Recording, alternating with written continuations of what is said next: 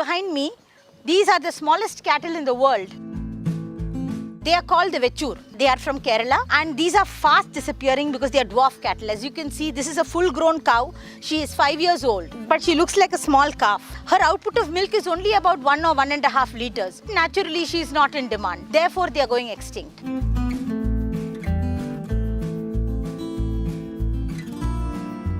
There are two sides to the story about India's livestock.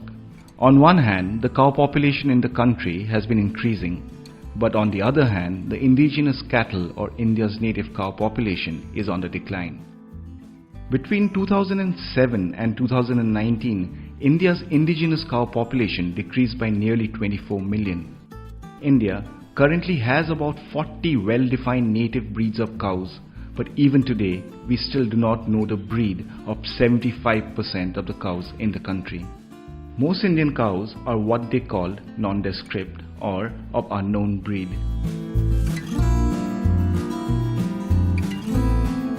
So when Aparna Rajagopal, a lawyer by profession, opened up a Gaushala or cow shelter, she decided to keep only cows indigenous to India.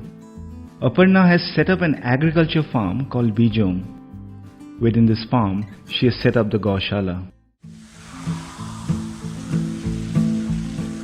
It's a very sad thing, just like plant varieties, just like seed varieties, indigenous animal breeds are also going extinct. The main reason for their extinction is for us today, cow equals dairy. Because cow equals dairy, among these three categories of cattle, that is milch, draught and dwarf, only the milch cattle are preserved because they are in demand. But with draught and dwarf cattle, they are more utilitarian and not you can't make business out of them. So therefore, nobody is interested in them anymore.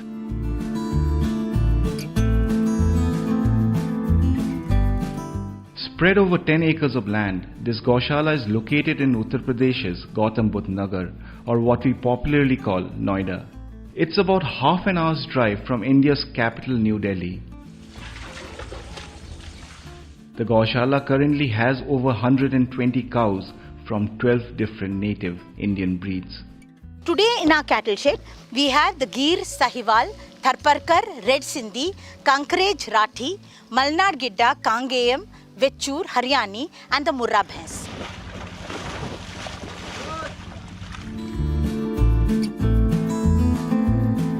Aparna decided to follow a unique business model.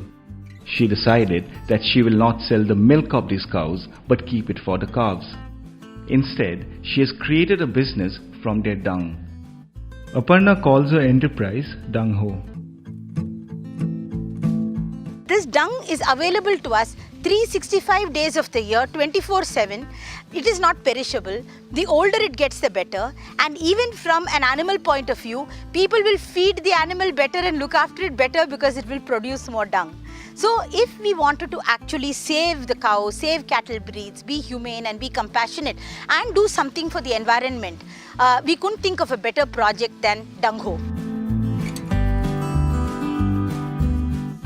Can selling just dung be profitable?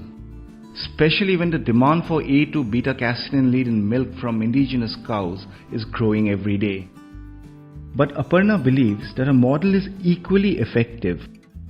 The 120 cows on her farm excrete about 1,300 kgs of dung every day.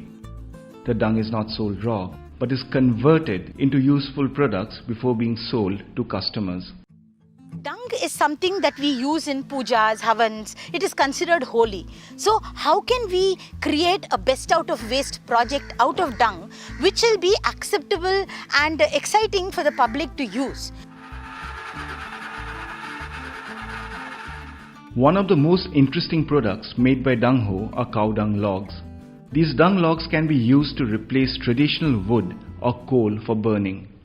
One of our star products amongst all the Dung Ho products is the Gobar log. When we made this log, we were really not even sure about its efficacy vis-a-vis wood, because we didn't have a study and we were not scientists. But fortunately for us, the students of IIT Delhi, they had a project where they wanted to cremate an unclaimed body using this dung logs and do a study on the combustibility of this log versus wood.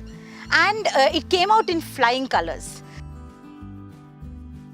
Students at IIT Delhi have been working on a project to replace wood in crematoriums with these dung logs. Rishabh Rawat, a member of this IIT team, says that the calorific value of these logs is comparable to wood. The mango tree that is normally being used, its calorific value is close to 5,000 calories per kg. And when we use our dung paste product, its calorific value comes out to be within 100 calories per kg range of it. And how is that possible? Let me tell you. So when we talk about normal cow dung, it contains around 50 to 60% of water. So the first step that we do is we remove all the water from the cow dung.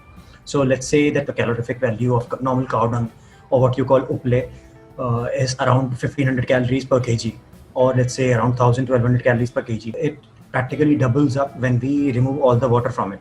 Secondly, we do one additional thing, one very tiny modifications to the cow dung log that makes its calorific value even more. What we do is we do a small hole straight in between the log, which increases the amount of oxygen present around it to burn.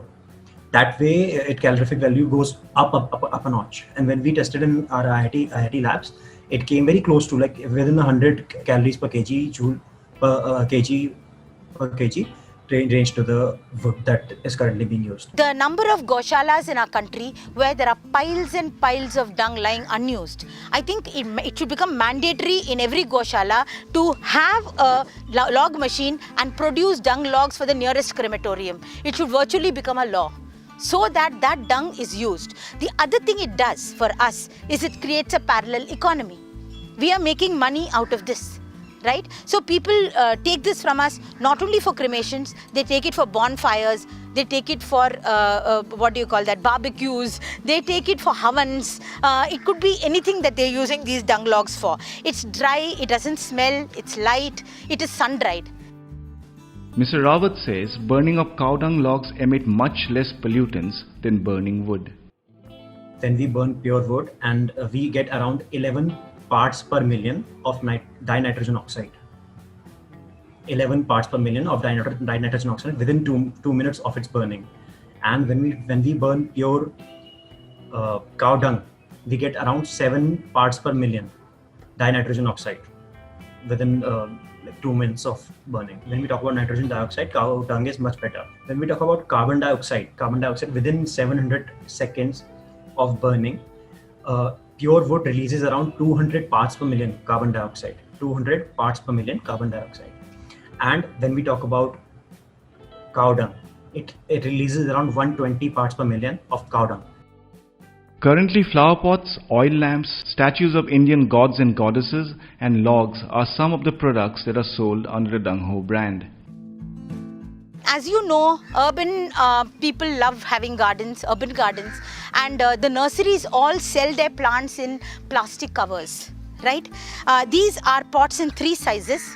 You can see there's 1, 2, and then there's a small pot. There are 3 sizes here. Okay, and so these pots can be used by nurseries to grow seedlings, and once the seedling outgrows the pot, this pot can be planted along with a plant, and this will become khad.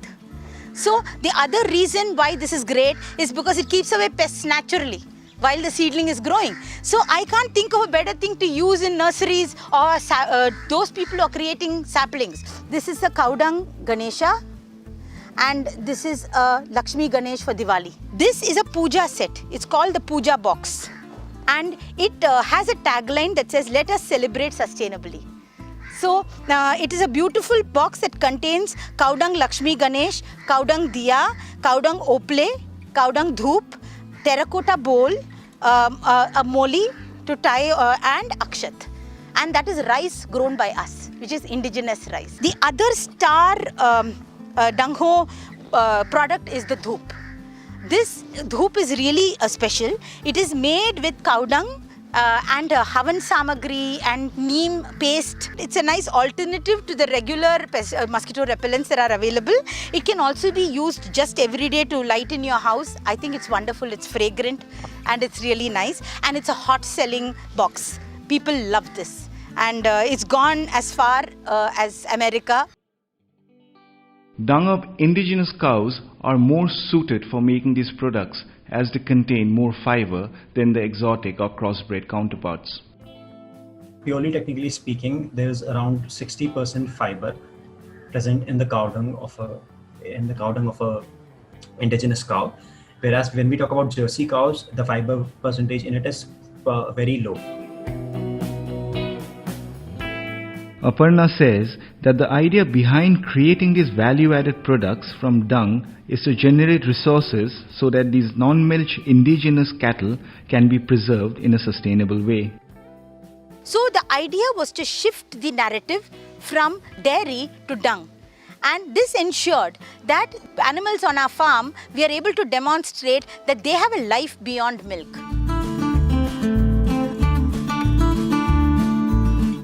Can this model benefit small farmers? Can it generate extra income for them? Aparna believes that dung can add an extra layer of income for small farmers apart from fertilizing their fields. I love my Dung Ho project because it has so many elements that suggest regeneration and conservation and environment protection. So it's a project that also builds revenue for us. Village economy has to be built in these ways with the vagaries of climate and the kind of inconsistency with crops and everything. One of the greatest things we can do for a farmer is to give him a parallel income. So I see that this is a wonderful project to build village economy.